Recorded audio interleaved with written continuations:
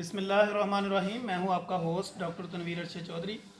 आज हम मौजूद हैं अपने इंतहाई सीनियर कोलीग डॉक्टर वकार अहमद साहब के पास। आज हम एक बिल्कुल इंटीक टॉपिक के ऊपर गुफ्तगू करेंगे। जैसे कि हमारे तमाम viewers, follower, patient, friends and families जानते हैं कि हमने हमेशा करंट इशू को एड्रेस करने की कोशिश की है। तो आज का हमारा मौजू बेसिकली लिवर के हवाले से होगा, सिरोसिस लिवर, फैटी लिवर या इसके हवाले से कि इसमें जो है वो अल्ट्रासाउंड की और जदीद टेक्नोलॉजी जो आई है उसका क्या रोल है, ये हम डॉक्टर साहब से जानेंगे। बेसिकली जितने भी हमारे व्यूअर्स हैं उनके नॉलेज को अपडेट करने के लिए हम ये बताएंगे कि बेसिकली लिवर का आपकी बॉडी में फंक्शन क्या है और इसकी जो है वो अनाटोमी के हिसाब से और फिर आपकी पैथोलॉजी, फिजियोलॉजी के हवाले से जिगर का जो क्राइटेरिया है वो कहाँ पे, फिर इसके स्कैन्स में और बाकी जो इन्वेस्टिगेशन होती हैं उसमें हमने कौन सी स्टेज पे जाके कौन सा स्कैन और कौन सी स्टेज पे कौन सी ब्लड इन्वेस्टिगेशन करनी है, तो हम इस पर डिस्कस करेंगे। सबसे पहले हम डॉक्टर वकार साहब की तरफ जाते हैं, उनसे हम ये जानेंगे कि सिरोसिस लिवर के अंदर स्कैन का क्या रोल है। बिस्मिल्लाहिर्रहमानिर्रहीम। ये हमारे मुल्क में ख़ास तौर पे और ऑल ओवर द वर्ल्ड जो सिरोसिस है वो बहुत ही इम्पोर्टेंट है। Significant amount of patients are suffering from this cirrhosis. Cirrhosis basically एक ऐसी बीमारी है जिसकी वजूहात कई हो सकती हैं और बैरून मुल्क जहाँ शराब हलाल समझी जाती है तो वहाँ अल्कोहलिक सिरोसिस बहुत कॉमन है, और हमारे मुसलमान मुल्कों में जहाँ शराब हराम है अल्लाह ताला की तरफ से, तो उनमें शराब से तो नहीं होता, लेकिन हमारी आफात कुछ और किस्म की है, गंदगी और बहुत सारी चीज़ें, मतलब अनस्टरलाइज चीज़ें जो हम यूज़ करते हैं, उसमें हेपेटाइटिस स्पेशली बी और C is the main culprit to land in the patient into cirrhosis of liver.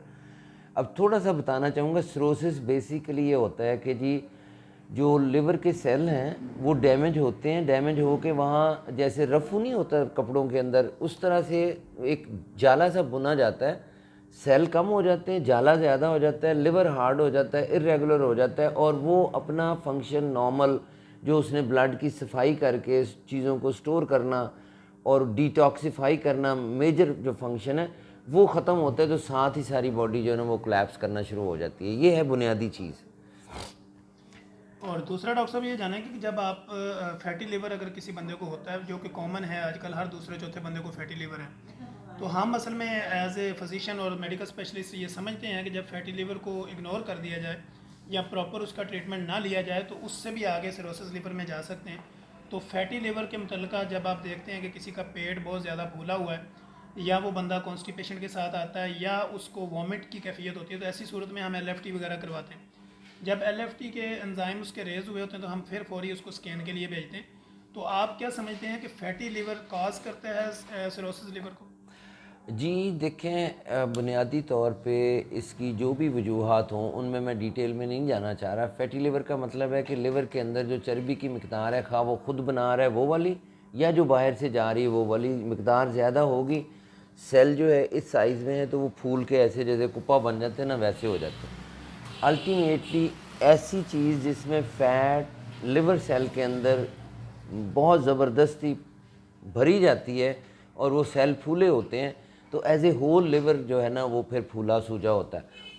एक चीज़। दूसरी चीज़, फिर जब अल्ट्रासाउंड हम लोग करते हैं तो उसमें यही फ़ैट की मिकदार थोड़ी दरमियानी, बहुत ज़्यादा और उससे भी ज़्यादा, ये लेवल्स हैं जिन्हें हम कहते हैं grade 1, 2, 3 and 4 fatty liver change. और ये फैटी लिवर चेंज अगर इग्नोर रहे, इसका कोई हल ना हो और अल्ट्रासाउंड भी करवाया जाए जिसमें ग्रेड 1 थी, फिर 2 हो गई, फिर 4 हो गई, इट मीन्स कि now this problem has to be really taken care of.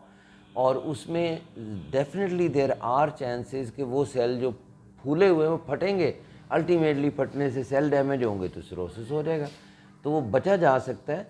उसमें बुनियादी जो चीज़ है वो खुराक का बहुत ज़्यादा एहतियात। बाकी मेरे फिजिशियन डॉक्टर हैं, ये आप हमें बेहतर तरीके से किसी और प्रोग्राम में गाइड करेंगे कि इनसे बचा कैसे जा सकता है। लेकिन जब तक, जहाँ तक अल्ट्रासाउंड का है, उसमें ग्रेड्स के लिहाज से आगे सजेशंस होती हैं, कुछ डाइटरी कंडीशन, कुछ और, वो फिजिशियन का डोमेन है। बेसिकली हम फ़ैट की मिकदार जो लिवर के अंदर होती है उसके साइज़ से बता देते हैं कि ये फैटी लिवर है और किस किस किस्म का ये इन्वॉल्व हुआ है। और ये चीज़ें जो है ना फैटी लिवर के हवाले से अल्ट्रासाउंड में ये इम्पॉर्टेंट है। दूसरा डॉक्टर साहब हम ये जानना चाहेंगे कि जैसे सिरोसिस लिवर में जदीद टेक्नोलॉजी के हिसाब से जैसे स्कैन पहले आम होता था, आजकल जदीद टेक्नोलॉजी आ गई है, प्रॉपर तरीके से एक एक चीज़ को मेंटेन भी किया जाता है, उसको मेजरमेंट भी प्रॉपर होती है। तो आपके नज़दीक जो है ना वो आज की लेटेस्ट जो है वो क्या सिचुएशन है सिरोसिस लिवर के हवाले जी, ये डॉक्टर तनवीर मुझे बहुत ही खुशी हुई है, क्योंकि देखें हमारे यहाँ पूरे पाकिस्तान में बड़े बड़े नाम हैं अल्ट्रासोनोग्राफी में, लेकिन शायद उन्होंने कभी सुना भी ना हो और शायद उन्होंने कभी परफॉर्म भी ना किया हो। वो टेक्निक आज बताने जा रहा हूँ जो कि यूएसए में उनके हेल्थ केयर सिस्टम में which is the primary and mandatory investigation जो मशीन्स में अवेलेबल है। और बदकिस्मती से हमारे यहाँ चीज़ें हैं लेकिन उनको या तो इस्तेमाल नहीं आता, या वो रूटीनली की नहीं जाती, या वो इंटरप्रेट नहीं कर सकते हमारे फिजिशियन। इस टेक्निक को हम कहते हैं इलास्टोग्राफी, और ये एक इंतहाई सिंपल एक नॉब फंक्शन, और अगर समझने वाला है तो वो आपको वो इन्फॉर्मेशन दे देगा जो फिजिशियन की जान होती है डिसाइड करने में कि ट्रीटमेंट क्या करना है। ये इस इलास्टोग्राफी से बेसिकली हम जो फैट सेल जो डेड हैं, जो ज़िंदा हैं और जो फाइब्रोटिक हो गए हुए हैं, इसमें डिफ्रेंशिएट कर सकते हैं कि how much is the ratio of fibrosis to the normal living cell.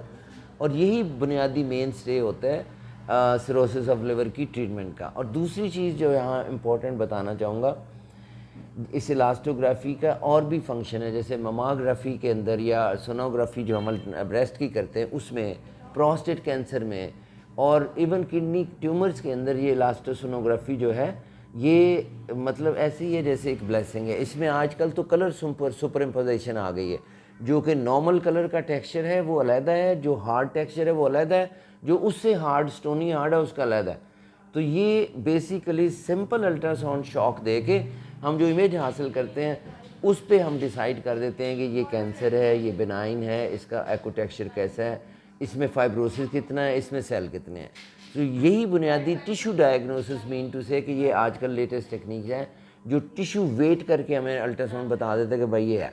और ये अभी बदकिस्मती से या खुशकिस्मती से हमारे मुल्क में इसका ट्रेंड नहीं है, और ना ही लोगों को पता है। बड़े बड़े फन्ने खां भी हैं लेकिन they don't know about this, still this kind sophisticated way to think about it.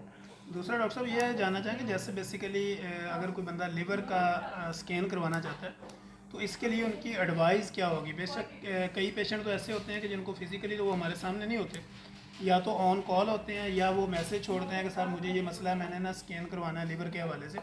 तो उसके लिए क्या एडवाइस है कि किस कैटेगरी में वो होना चाहिए, खाना खाने से पहले होना चाहिए, खाली पेट होना चाहिए, बेस्ट प्रोसीजर उसका क्या। जी देखें, जितना भी जीआई स्कैन है specially for the liver and gall bladder और पेंक्रिया, ये ऐसे कंपार्टमेंट में होते हैं जहाँ गैसेस ज़्यादा होती हैं, मतलब बावल लूप ज़्यादा होते हैं। जैसे स्टमक भरा हुआ है फूड से और भरा हुआ गैस से, इसके नीचे कुछ नज़र नहीं आता।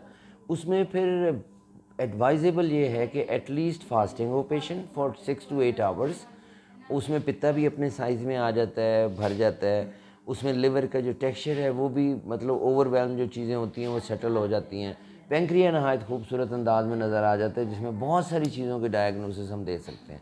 तो खाली पेट 8 से 10 घंटे की फास्टिंग और थोड़ा पानी पी के स्टमक के अंदर 1-2 ग्लास रख के पानी पी के आ जाएँ तो this is the final preparation for upper GI और liver scanning. Thank you so much doctor Waqar. हम उम्मीद करते हैं कि जितने भी हमारे viewers, follower, patient, friends and families हमें देखने वाले हैं उनके लिए आज का सेशन जो है ना वो बड़ा इन्फॉर्मेटिव होगा। तो हम इंशाल्लाह कोशिश करेंगे कि अपने नए एपिसोड के अंदर एक नई इन्फॉर्मेटिव वीडियो के साथ दोबारा आप लोगों के लिए हाजिर होंगे। तब तक के लिए इजाज़त दीजिए। अल्लाह हाफ़िज़। अल्लाह हाफिज़।